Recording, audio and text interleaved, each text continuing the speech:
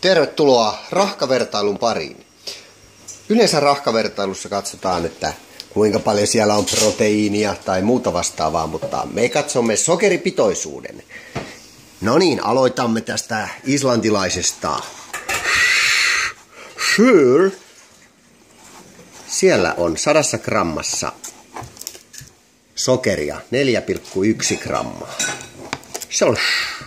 Sitten mennään Ehrmannin pehmeä rahkajogurttiin.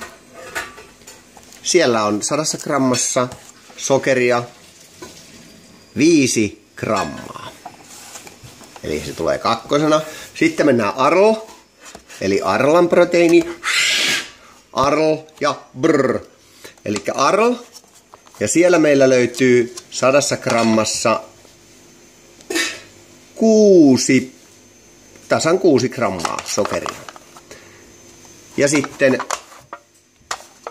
Valion brr. Ja siellä onkin sitten sokerihirmu oikeastaan.